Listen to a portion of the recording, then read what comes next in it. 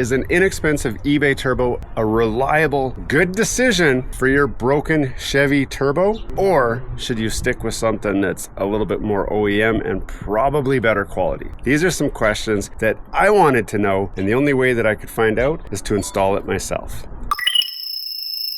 For those of you new to the channel, I'm Anton, a power engineer, industrial mechanic, and a Red Seal electrician. We cover all kinds of products and topics in an approachable way for the average everyday person. I'm glad you found us. Hello and welcome back to Gears and Tech. We've done the diagnostics on this truck already just to make sure that it's definitely the turbo that's the problem. And in this case, we've got some stuck turbo vanes. If you're not sure if yours has stuck turbo vanes, then be sure to check that other video out where we walk you through exactly how to test and troubleshoot, and just be confident because this job is a good 20 hours of fiddling around in the front yard, in my case, just trying to get through this install. Now, I am trying to save a ton of money by doing this install that we're doing, but one question that I kept having was, is this eBay turbo reliable? It looks like they sell a lot of them, but I can't find any information online about how reliable it actually is, and I'm going to find out. So we're doing the whole install. I'm not going to show you the exact install, but we'll burn through the install real quick so that next time you see me, we're going to have the install done and we're going to be doing the first startup of this engine.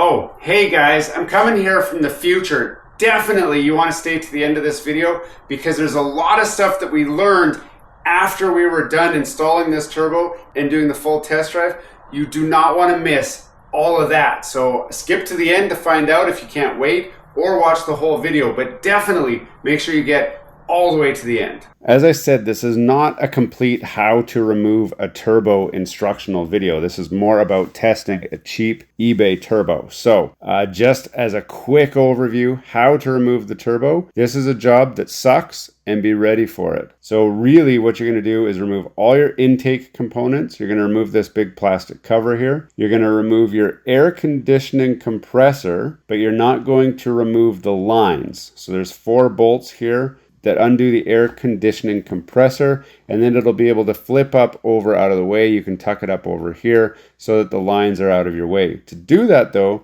you have to release the serpentine belt so that that comes off. The tensioner is down over there. A 1/2-inch breaker bar is what you're going to be looking for to do that. Once you've got all the intake components out of the way and your air conditioning compressor, your engine's going to look something like this. Now, I've also removed my turbo pipe here, and I'm starting to see the turbo, which is back here. Next, you're going to want to just start stripping anything that's attached to that turbo so you can get it out. I did all the work on the top of the engine first. Now that we can see our turbo and we're starting to get a glimmer of hope here, you're only going to be a few hours into the job at this point, and you're going to start thinking, yay, we're almost done. But you are not almost done. Now we need to start working on the back side of the turbo. This is where all your tight work's going to be. You're going to start by using your 11mm wrench and or socket so that you can remove the turbo exhaust pipe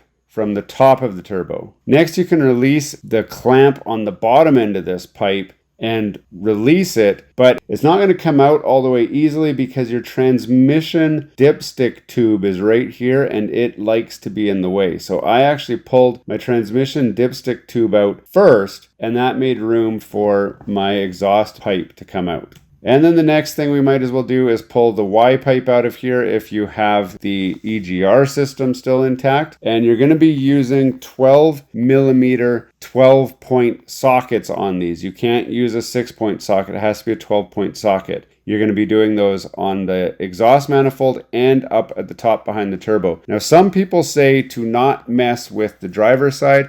I disagree. I kept the driver's side in. I fought, and it added easily 2 hours to the turbo removal, and it only took about an hour to remove the driver's side. So I would pull both inner fenders out and remove both exhaust up pipes from the turbo. Now there's going to be 3 bolts that hold the turbo in place. I think they were 17 millimeter, but don't quote me on that. There's one straight down here. There's one on this side straight down here, and there's one in the back over here. You're going to need some extensions and some wobbles to get to them, which is not easy, but I used my cell phone a lot to shine the camera down with a light on so that I could see what I was trying to get to. It is possible, and you just got to be patient. Also, take out your VGT sensor, because I just banged it around so much that I ended up wrecking it. So you might as well take it off. And then you're going to pull the oil line off. And at that point, your turbo should be free enough that you can pull it out and fight and fuss. This is what it looks like before you start. So we've pulled the cover off there already, obviously, but everything else is still here intact. We're going to just start stripping it all down now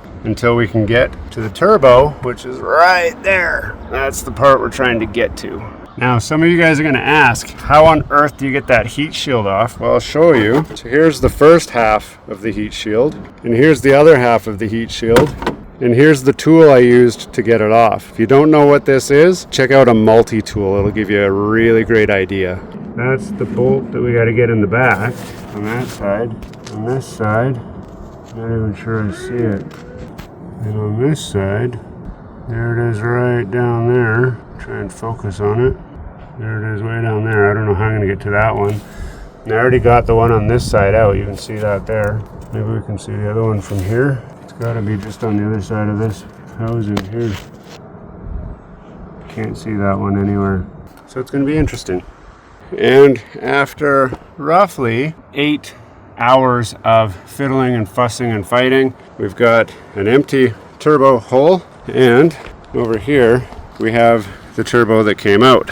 Now, a quick check of the turbo shows that there's really no shaft play. It spins really smooth, and if we look on the other end, we can see, maybe you can't see, but I can see. Let me see. No, I can't turn the flashlight on. Here, let's go like this. There, now you can see the turbine wheel.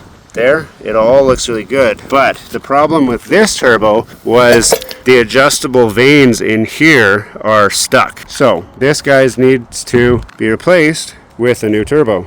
Welcome to another episode of F This Truck. I am not loving life right now, so be warned, this job sucks.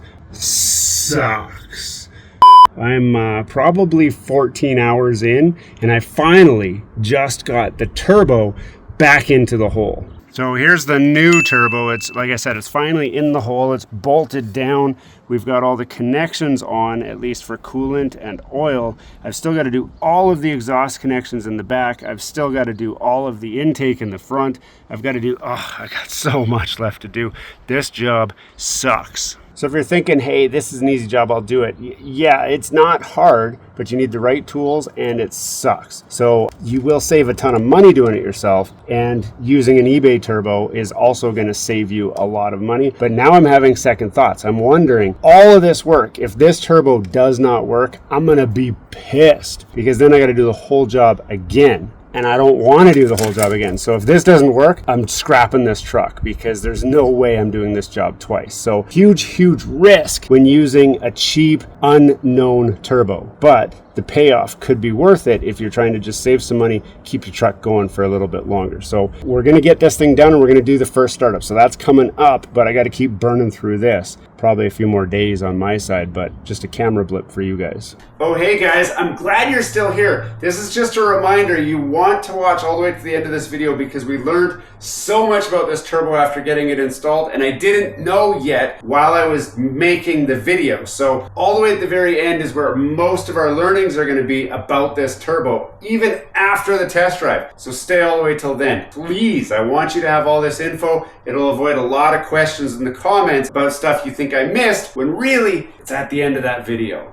Now, if you're doing the turbo swap, this is a great time to install the EGR delete kit, mostly because that's probably the reason why I need to do the turbo swap in the first place, because recirculating those exhaust gases can lead to failure of those adjustable vanes, which is what happened in our case. So I'm going to try and prevent that problem from happening in the future by installing this EGR kit. If you want the same kit, I'll put a link down below. The only thing it doesn't come with is the hose hose that you need, because you can get it at pretty much any hardware store. So I'll put a link to some hose as well, because the kit does not come with the hose, but I'm going to install that as well. Now this kit is going to replace some components. So it's going to replace this guy, which normally, this is our intake tube, it normally went on there. So all this is going to do, this little guy here is going to go in this hole and plug that, and it just pops in just like that. And then this little guy is going to plug this hole. Now,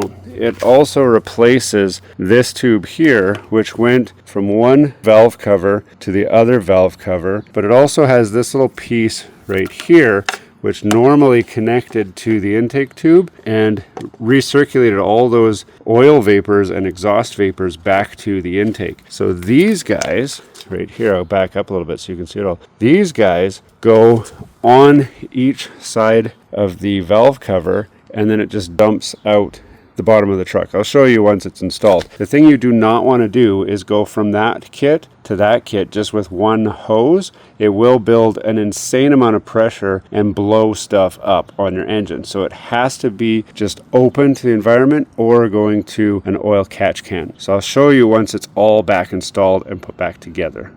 So roughly like 20 hours later, we finally have the turbo installed.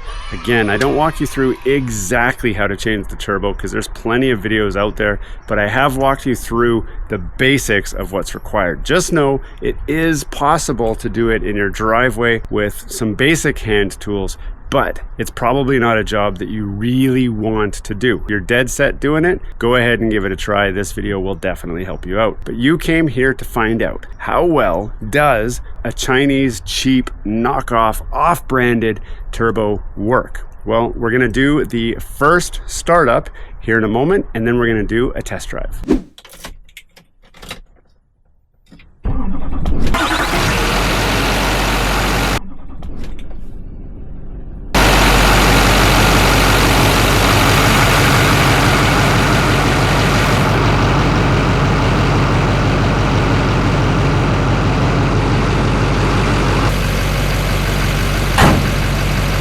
Now, the first thing that I'm looking for is just all of my gauges. My gauges look good. My oil pressure, it's looking good.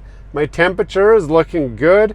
Everything looks good. Now, the next thing that I'm going to do is go out to the truck and just have a look around at just everything. Make sure there's no leaks. Make sure that everything seems okay. Now that I'm satisfied that everything looks okay, we're not gonna have catastrophic failure, I don't see any oil leaks, I don't see anything going anywhere that it shouldn't be, it's time to do a few other steps before we do the road test. Now you're going to need to have, this is gonna need to relearn the vane position. So some people have had luck where it just does it automatically. We've had the battery disconnected on this truck so long that it's gonna wanna do a vane position learn anyway. But I've also got one of these, which is a full dealer level scanner, which gives me two-way communication, and I have TC vane learning capabilities on this. Okay, with that all done, it's time to hit the road. Now I have an Edge Insight connected up here that I'm going to be using to monitor my vane position sensor and my boost. I just want to see if I'm hitting full boost and if the vanes are doing what I expect them to do. You want to make sure the vehicle's warmed up before we go for a real hard test, but we can go hit the road and just see what kind of results we get. So, I mean, this is it. This has been blood, sweat, and tears situation where I hope this works because I do not want to have to do another turbo. So I'm keeping an eye on the vane position sensor. It's looking okay. Sounds like it's making boost. I've got 1 PSI of boost so far. I'm not really flooring it yet, but we'll get out here and we'll give it the beans. All right, I'm hitting boost. That's good. I saw it go up to about 24, 25 PSI. Now there is traffic here, which is gonna affect my ability to do this road test, but we'll see how it goes.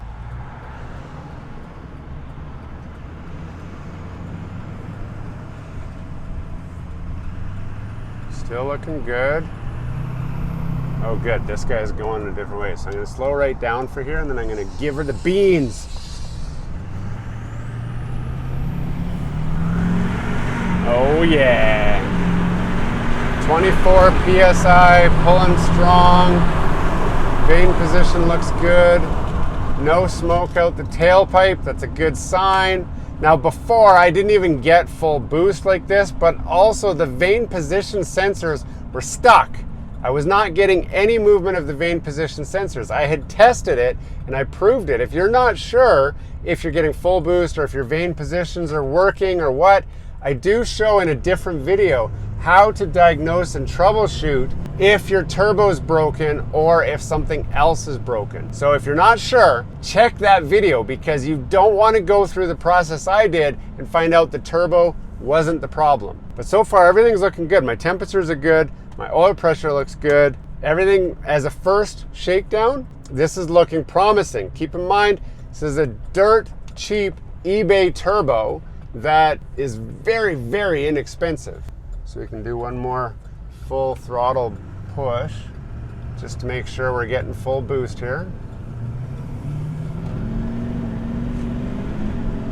Shifting good, accelerating good, hitting full boost.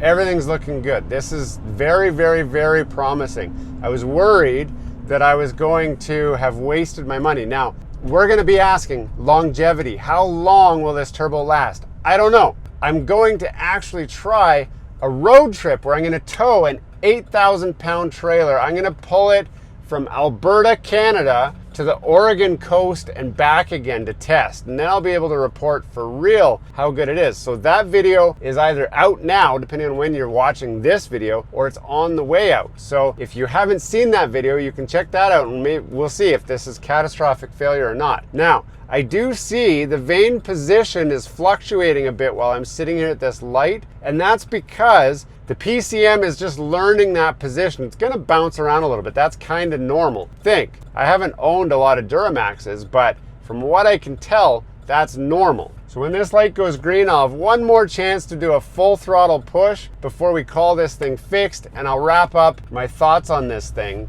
after we get safely back to the Gears and Tech garage. I love hearing that turbo spooling sound, which is good. All right, here we go. Full boost. Oh, here the light's going green now, so I can just go and get a full boost run. So no boost yet. I'm gonna back off a little bit. And we'll turn here. We'll go like that. Is that guy turning? It is. There we go, full boost.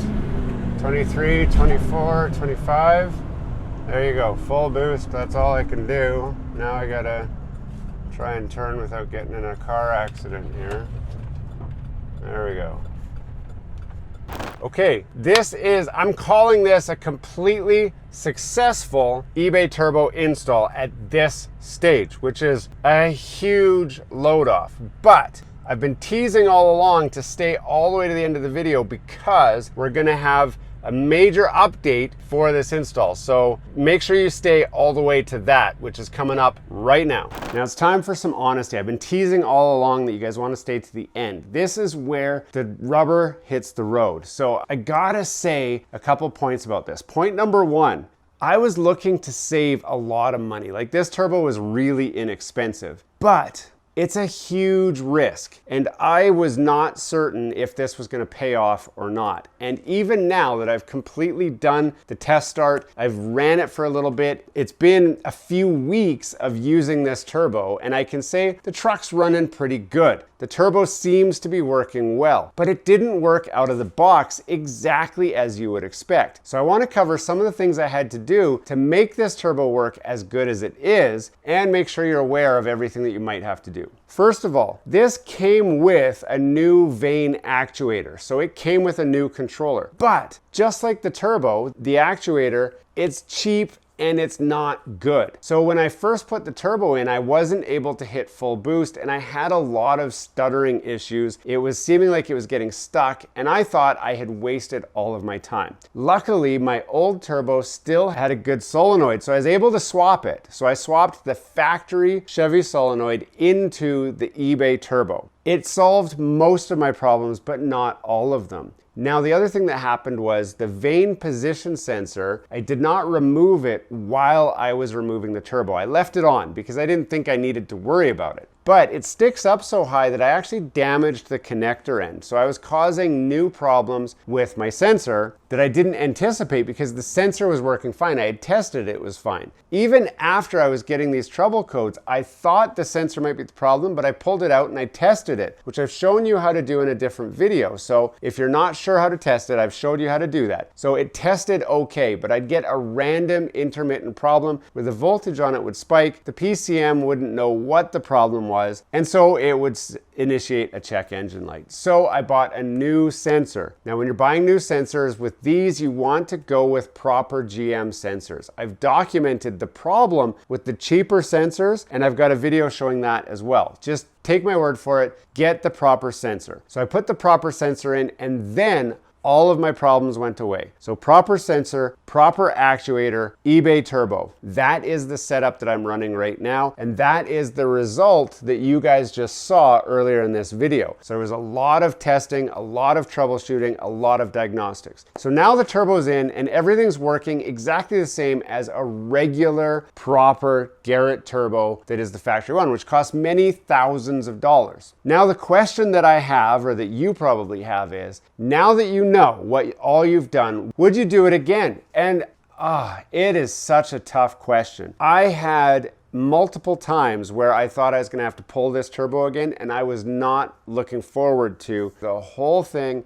all over again. So with that in mind, my recommendation would actually be find a rebuilt factory turbo. That has a higher chance of working properly right out of the gate. It's slightly more money, but not as much as a new one. If you've got the cash, I mean, new is always going to be a better way to go. The only upside to going the way that I did is, number one, the cost is cheap. If you've got the tools to do the job yourself, I mean, the entire swap was less than $700. I'm like 900 Canadian dollars into this swap, which is way less than anything else. But there was a lot of stress along the way. So this has been like a super long video. I hope I answered a lot of your questions because I really didn't know. A lot of this was trying to find this information online. Nobody's talking about it. So is it that bad, or are all these people just getting their turbo in and they're happy with it? I didn't know. So I wanted to document this in a way so you guys could understand. Yes, it works. Yes, it's working. Yes, I think I'm going to be able to use this truck for a long time reliably with this turbo. But there's a lot of unknowns and it's always lingering in the back of my mind. So given the chance to do it again, I'd probably go with a rebuild turbo just to still keep the cost low, but at least have some factory GM housings and turbo compressor components and all of that. But it seems like it's working exactly as it should. It's a turbo swap and it worked when it was done.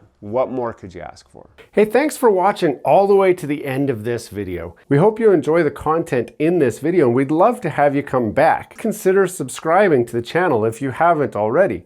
And for those subscribers who are looking for that extra special thing that you can do to support this channel, consider joining our members group. That's where we're building this community, the Gears and Tech community, where we can all enjoy content together.